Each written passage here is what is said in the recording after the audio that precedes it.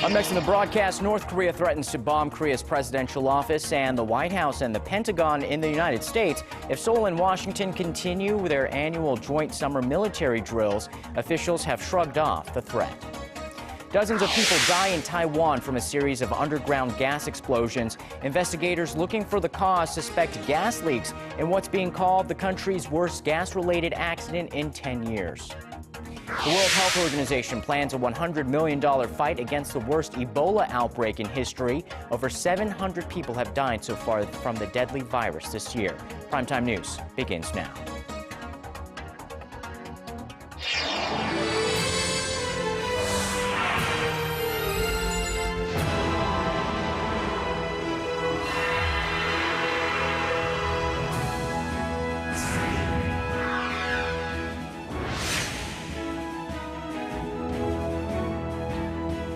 Hello and welcome to Primetime News live from Seoul. I'm Sean Lee. And I'm Kang Tae-ri. Happy Friday, everyone. After this week's by-elections, Korea's National Assembly, with its semi-new look now, is now focusing on a number of bills designed to boost the Korean economy. And still at the top of the agenda is a key piece of legislation designed to uncover the exact cause of the April ferry disaster. But old political standstills remain. Our Ji Myung-gil reports. More than 7,000 bills await parliamentary review, but none are perhaps as urgent as the one that is aimed at uncovering the causes of April's ferry disaster. The rival parties continue to spar over the details of the so-called Seoul ferry bill, which proposes creating a panel of inquiry to look into the tragedy. But Saenuri Party lawmakers remain opposed to giving the panel prosecutorial powers. Other bills on the table include one that would subject civil servants and their relatives to criminal penalties if they accept more than 1 million won, around $8,000 from a third party, regardless of whether it was intended as a bribe. The scope of the measures are under dispute by the parties who can't agree on whether they should extend to siblings, spouses, or even cousins of civil servants. And with President Park Geun-hye urging all-out efforts to boost the economy, lawmakers are under pressure to pass a stack of economic bills. They range from the introduction of tax schemes that encourage companies to pay higher wages, and easing mortgage rules that limit loans for home buyers, to support for companies that transition temporary employees into permanent positions. The ruling Saenuri Party's victory in this week's by-election raised its number of seats to 158 in the 300-member National Assembly. That means the governing party can now push bills through the parliament unilaterally without the cooperation of the main opposition party. Ji Myung-gil, Arirang News. North Korea is nothing if not consistent. A propaganda group with ties to the regime has issued a statement calling on South Korea and the U.S. to put the brakes on a joint military exercise. It's threatening to attack South Korea's presidential office and the White House if they don't. Park Ji-won reports. North Korea's National Peace Committee said the regime would target South Korea's presidential office of Cheongwade, the White House, and the Pentagon with their most advanced rockets and missiles if South Korea and the U.S. go ahead with 2 weeks of joint military exercises in mid-August. The Ulchi Freedom Guardian drills are held every year and are designed to improve joint defenses against North Korea. But this year's different in that it focuses more on a deterrence strategy aimed at North Korea's nuclear threats. North Korea said testing the deterrence strategy plan is just like a declaration of war against Pyongyang. The committee said inter-Korean relations were at risk of collapsing completely and that the Korean peninsula is in a volatile situation. South Korea's defense ministry shrugged off the North's threat on Friday and said the exercise would go on as planned, reiterating that they are completely defensive in nature. The ministry also called out North Korea for its recent series of missile launches and increasingly hostile rhetoric, saying they've gone too far. Park Ji-won, Arirang News. South Korea has enjoyed export success in a number of industries ranging from smartphones and steel to petrochemicals. But Chinese companies are now flooding the markets with their cheaper products, forcing Korean enterprises to branch out to other sectors. Kim Ji-yeon reports. China is increasingly taking bigger bites out of Korea's pie. Chinese smartphone makers are starting to encroach on Samsung Electronics' territory. Although Samsung remained #1 in global market share in the first half of the year at 23%, China's Xiaomi was a close second at 21%. The Chinese smartphone makers are gaining ground as their skills catch up with their attractive pricing. It's a similar story for Korea's petrochemical and steel companies. The operating profits of Korea-based steelmaker POSCO in the second quarter stood at $547.6 million, down from $681 million on year. At the same time, the rate of steel imports used in the domestic market has sharply increased. The proportion of steel imports stood at 40% from January to May this year, up more than 11 percentage points compared to the same period last year. More than half of those imports came from China. The business life cycle, when looking at the Korean steel industry, is in its maturing stages. It will be difficult to compete with competitors from China in terms of price competitiveness. Korean industries need to seek out new fields in order to survive in the global market. An official from the Korea Trade Investment Promotion Agency told the Seoul-based Joseon Daily that the country needs to expand the types of goods it exports and should shift more of its focus toward consumer goods such as health and beauty products and the service sector. Kim Ji-yeon, Arirang News. Car-sharing app Uber's one-year ride in Seoul may soon be coming to an end if the city government gets its way. It calls the mobile taxi service illegal, and current taxi drivers aren't too pleased with Uber's threat to their market. But users say existing services just aren't cutting it. Our Lee Ji-yeon has more on the debate. Kim Il-min is a software engineer and startup business owner. He's also an avid user of the viral car service Uber, which landed in Seoul just about a year ago.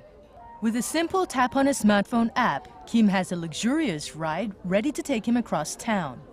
His personal pickups are usually reserved for special occasions when he wants an extra something for himself, and he says that's what makes the experience special. The drivers are a lot friendlier, so it feels good as a passenger. Uber is now found in more than 150 cities across the world. But the service is still relatively new in Seoul, and the premium black sedan service, Uber Black, is so far the only option available. But the Seoul city government strongly opposes Uber's service and just last week threatened to ban the app, calling it illegal. It says Uber is encroaching on the business of other taxi drivers in Seoul. So how much of a problem is it in Korea's mega capital? We asked taxi drivers whether they know about Uber, and the response was no, no, and no. Only 3 out of 20 drivers were aware of the application. And it's not so much about Uber snatching up their customers, it was more about the legality of their cars. It's an argument echoing Seoul City's stance on the car service. But Uber denies this, saying it uses car companies already licensed for business operation. And users say those cars have been providing excellent service in a city where at times it's impossible to get a cab, especially in downtown areas late at night. They say it's a comfortable, convenient option at your fingertips. And that option, I believe, should be available for all citizens. And I don't think that necessarily takes the pie out of any industry, but we just create that option for that special need. And while saying it will actively try to block the Uber service, Seoul says it will create its own app for cab drivers in the city. The fact that there's demand for the service, even though it's more expensive, means there's a problem with existing taxi services. Meanwhile, Uber says it wants more people to know about the service so they can hitch their rides, not on a curb, but on their phones. Lee Ji-yeon, Arirang News. This week and the next are generally considered the peak of the summer vacation season here in Korea. Often it's when vacationers head off on a big trip overseas, but this year many are choosing to spend their break at any one of Korea's prime holiday spots. Our Shin Se-min takes us to one of the nation's favorite summer shorelines. The peak summer vacation season is here. From late July and early August every year, more than half of Korea's population takes time away from their daily grind to go on vacation, especially now that school's out. My 11-year-old daughter is free from school and academies these 2 weeks, which is why we're taking our family vacation now. Many Koreans tend to go overseas for their holiday, but this year, with the economy stagnant due to the nation's April ferry disaster, vacationers are opting to stay within the country. Among the numerous sites to visit, many are choosing to head to beaches or valleys to beat the heat. Popular destinations like the southeastern port city of Busan are overloaded with people enjoying the sun and surf. Filling almost every inch of the 1.7-kilometer stretch of sand, the nation's largest beach has already welcomed over 1.5 million people this past Sunday alone. Spending my vacation with my friends in Busan couldn't have been better. We've planned many things during our stay. As an office worker, it wasn't as easy to take days off for the vacation, but now that I'm here with my girlfriend from Japan, I plan to eat and show her as many attractions in Busan. And with the week-long Busan Sea Festival kicking off this Friday, including concerts and bikini competitions, the city is sure to attract even more visitors. It's crowded and can be expensive, but that hasn't stopped the flow of vacationers descending on Busan in the past and won't this year either. Shin Se-min, Arirang News, Busan. Now let's turn to a wrap-up of this week's domestic headlines. Our Yulian joins us for In the Press. Happy Friday. Let's go ahead and take a look at our first paper, 통화일보. Now, marking the 100th anniversary of the start of World War I earlier this week, the paper compiled a timeline of significant changes that came about because of the 4 years of war. Now, trench coats and watches are common items today, but they were actually first emerged during the war. Now, trench coats were commonly worn by British officers, and wristwatches were first used by members of the military as a strategic tool. Now, in the year 1916 was when condoms began to be widely used. Now, after nearly 5% of all British soldiers suffered from sexually transmitted diseases. Now, World War I also brought the curtain down on Britain's starring role in the global financial system, with the U.S. building up its own global banking industry on Wall Street. Now, finally, in the last year of the war in 1918, British women who kept the nation going as men went off for war attained the right to vote. Now, moving on to our next paper, from taking a look at 조선일보, the headline here reads, Japan takes 489 artifacts from ancient tombs in Yangsan. Yangsan is a region in the southern part of South Korea. Now, the artifacts you see here are from the Silla dynasty that were taken by Japan during its rule over Korea in the early 20th century. You see here a set of gold earrings and also a jade necklace, all of which were taken to the Tokyo National Museum back in 1938. These are some of the many artifacts, over 300,000 according to the paper, that are in Japan's possession. The article notes that Korea is unable to ask for them back since the museum claims it has no idea how the artifacts made their way to Japan. Now, finally, taking a look at 중앙일보, the article throws a question at readers asking which face out of these 5 looks most like a secretary. Now, it's a common custom for Korean employers to ask for photos from prospective employees before they come in for an interview. Now, these resume photos are 5 images of the same person, and each have been photoshopped to fit the image of different types of job position. Now, number 1 over here is the original photo, and the paper says it's this image, number 3, that has been tweaked to fit the image of a secretary, someone who's smart but stern, using a more distinguished eyeline and a sharper chin line. Now, number 5 over here with a friendly, bright smile is for a flight attendant. Now, the article notes that competition in the job market these days is as fierce as ever, which is prompting job seekers to put their best face forward in resume photos. A 24-year-old job seeker says after she visited a photo studio that specializes in resume photos to tweak her image for the different types of job positions she was applying for, her acceptance rate jumped by 3 to 4 times, and the cost up to more than $300.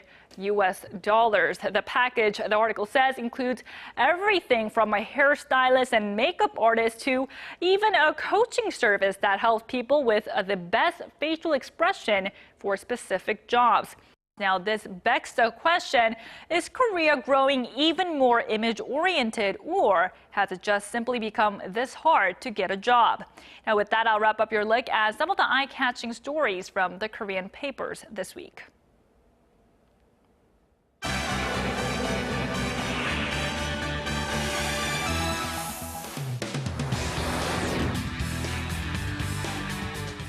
The World Health Organization is launching a $100 million campaign to tackle the worst Ebola outbreak in history. We now turn to Paul Yee at the News Center for the latest developments. Paul, the virus has claimed over 730 lives since it first broke out in West Africa earlier this year. How are they hoping this new plan will contain the disease?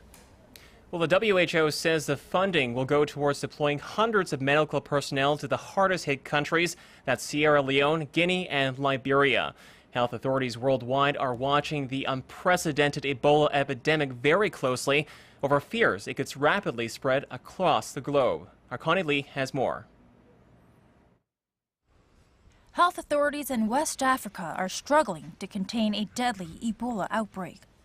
To look over this fence right behind you now and look at the patients, and you know that their chances are very small, and it's horrible.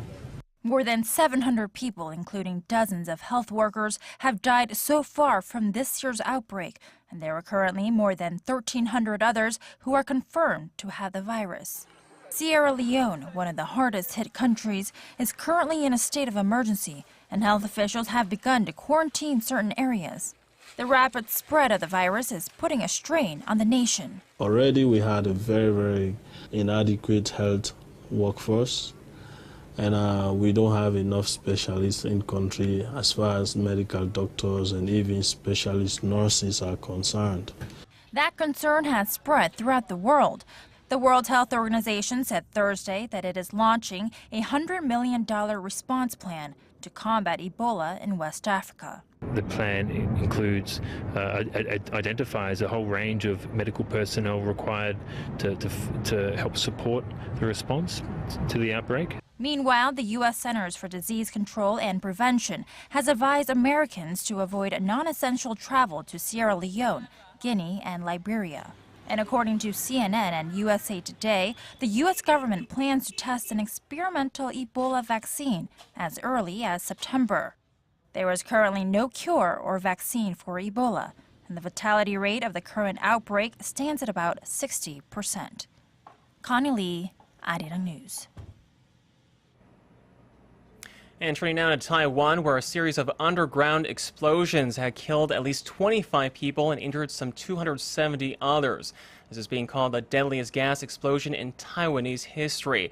Authorities are responding to the disaster by evacuating thousands of people in the wake of the devastation in the country's second largest city.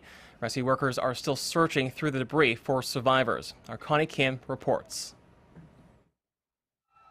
A series of underground gas explosions in Taiwan's second largest city have killed at least 24 people and injured around 270 more. Fire officials say it happened around midnight on Thursday local time in Kaohsiung and came after multiple reports of gas leaks. The exact cause of the explosions is still being investigated, but the director of Taiwan's disaster agency said propylene, which cannot be extinguished with water, was likely to blame. The country's premier said there were at least 5 powerful blasts in total. Witnesses reported huge fireballs soaring into the air, and the city's sewage system was also hit. Residents said it felt like the area had been hit by a powerful earthquake. Although the biggest fires had been extinguished as of Friday morning, residents of Kaohsiung were told to stay home as a precaution. Search and rescue operations are still in progress, but power was out Friday for 7,000 households in the area, which is complicating efforts. Kaohsiung is Taiwan's biggest port city with a total population of about 2.8 million people. Connie Kim, Arirang News. A humanitarian ceasefire in Gaza between Israel and the Palestinian group Hamas has ended violently just hours after it went into effect on Friday morning. Both sides have accused each other of violating the temporary truce, which was spearheaded by the U.S. and the United Nations. The militant wing of Hamas claimed Israeli tanks began indiscriminately shelling the southern city of Rafah, hitting a local hospital. Gaza health officials say some 40 people were killed in the attack. The Israeli military says it was responding to cross-border rocket fire. A spokesman for the Israeli Defense Forces also confirmed that 2 soldiers were killed during a firefight with Hamas militants, while another was captured. Amid the fresh violence, the Egyptian government says it's keeping the door open for talks between top Israeli and Palestinian delegations in Cairo in order to resolve the conflict. And that wraps up our look at international stories making headlines around the world. I'll see you back here next week.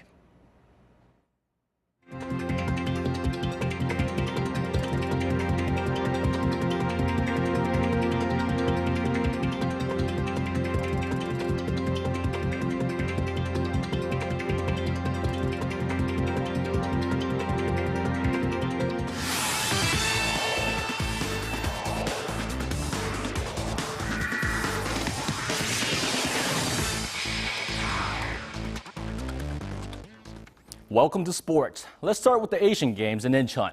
With less than 50 days left, the Korea Archery Association on Friday has canceled earlier plans to jointly train with North Korean archers in Incheon. The association says the North Korea has not submitted their training schedule or plans to partake in the training session. This means South Korean archers may have to go ahead with their own training schedule. South Korea, one of the world's premier archery powers, with an all-leading 19 Olympic gold medals, has never jointly trained with any country. Now over to baseball. It's time for Friday's KBO matchup between the Samsung Lions and the Kia Tigers in Gwangju. Starting the pitching game, J.D. Martin for the Samsung Lions and Song Eun-bum for the Kia Tigers. The Samsung Lions strike early, scoring in the first inning thanks to Che Tae-in, who followed up with 3 more in the second inning. Now, Kia threatens in the bottom of the second, cutting the deficit to 4-2 with a couple runs. Bottom of the 7th, Kia's An Chi-hong ties the game up at 4-4. Currently, Samsung leads in the 9th, 6-4. Looking at other games, LG Twins beats Nixon Heroes in a tight race, 4-3. SK Wyverns crushes the NC Dinos, 13-6. Tucson is leading in the 9th inning against Hana, 6-5. Next on the list, women's volleyball. 10th-ranked Korea beat its 12th-ranked Thai opponents in the first preliminary match of the 2014 World Grand Prix. Despite having the home field advantage, Korea lost the first set, but quickly regrouped to pull out a win, ending with the final score of 3-1. Korea's superstar Kim Young-kyung was unstoppable, scoring a whopping 29 points. The Korean team will face Germany for the second preliminary match on Saturday. Moving on to golf, the first day of the PGA Bridgestone Invitational opened on Thursday in the U.S., with all eyes on Rory McIlroy and Tiger Woods. But it was Mark Leishman who led the way, shooting a 6-under par on the day to take the lead after the first round. Meanwhile, not a bad start for Woods as he tied for 9th, shooting 2 under. McIlroy is tied for 14th place with South Korea's No Sung-yeol shooting 1 under. That's all I have for now. This has been Kim Hyun-bin. I'll see you back here later with more updates from World of Sports.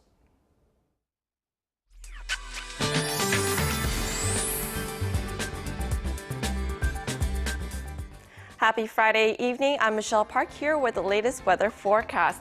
Heat wave advisories remain along with the alert in effect in the Seoul, and temperatures aren't quite dropping down much, which will create tropical nights for us here in the capital and the regions where the lows remain at 25 degrees or higher.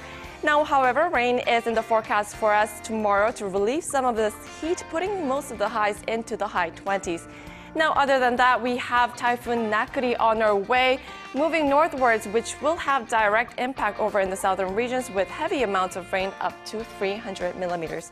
Now, going over to our tomorrow's readings, Seoul will top out at 26 in the morning and reach up to 33 in the afternoon. Meanwhile, the southern cities such as Daegu and Busan will peak both up to 28 degrees. Now moving over to other regions, Jeju Island tops also at 28, Dokdo hits 29, while Mount Kumgang tops to 27. Well, that's all for now. I'm Michelle Park, and back to you guys.